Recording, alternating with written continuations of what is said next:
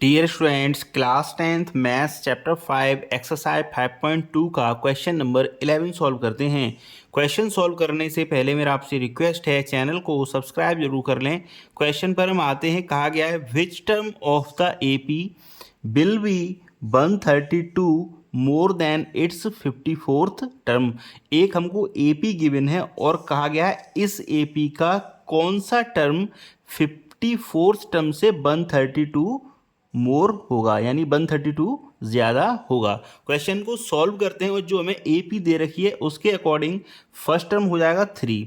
तो लिखते हैं इसको, फर्स्ट टर्म ए ये हो जाएगा 3 and common difference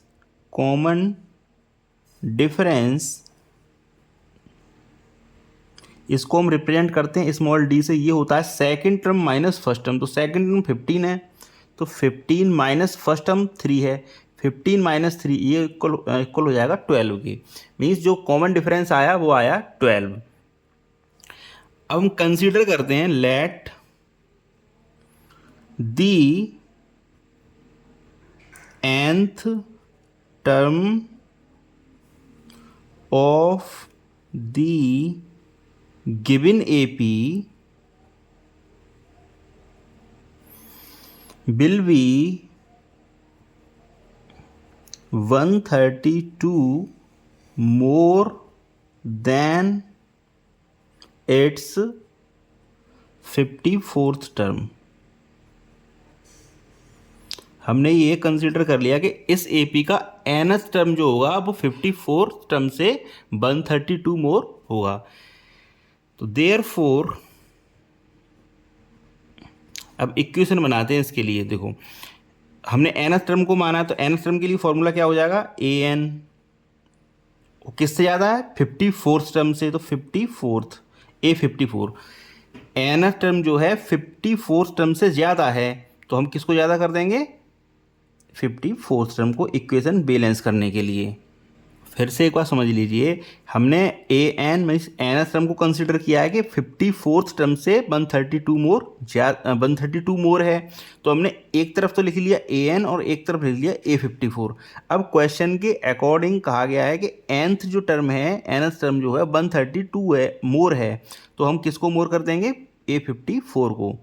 54th term को हमने 130 मोर कर दिया, 132 मोर कर दिया इक्वेशन को बैलेंस करने के लिए। अब nth टर्म के लिए फॉर्मूला हो जाता है ए एन इक्वल क्या होता है, a plus n minus 1 into d. And A54 क्या हो जाएगा, a प्लस एन मीन्स इसके लिए 54 हो जाएगा, 54 minus 1 into D plus 132। Same A P है, इधर भी a इधर भी a, कैंसिल आउट, बचा क्या, n-1 इंटू डी एंड इधर बचा 54 माइनस 1, ये हो जाएगा 53 डी प्लस 132।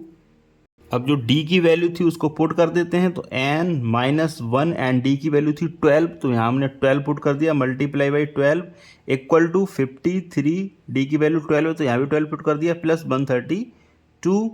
यहाँ n minus 1 multiply by 12 equal 12 का मल्टीप्लाई 53 में करते हैं तो ये आ जाएगा 636 प्लस 132 हमें इसमें ऐड करना है अभी।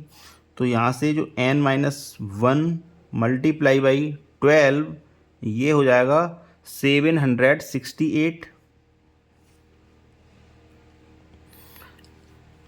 एंड हम लिख सकते हैं n माइनस 1 इक्वल हो जाएगा 768 डिवाइड बाई 12। जब हम इसका 12 का डिवाइड लगाएंगे इसमें तो ये आ जाएगा 64। तो यहाँ से हो जाएगा n माइनस 1 इक्वल टू 64। हमें n की वैल्यू कैलकुलेट करनी है, तो n इक्वल हो जाएगा 64, 1 को ट्रांसफर कर देंगे इधर तो प्लस 1। इट मीन्स जो n की वैल्यू आई वो आ गई 65।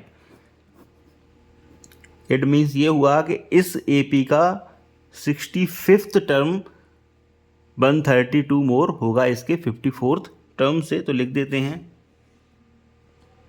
Hence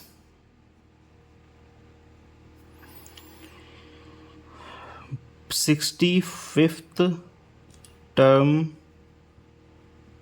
of the AP will be 132 more than its 54th term। Question number 11 हमने सॉल्व कर दिया है। Thank you very much for watching. Again आपसे रिक्वेस्ट है चैनल को सब्सक्राइब जरूर कर लें।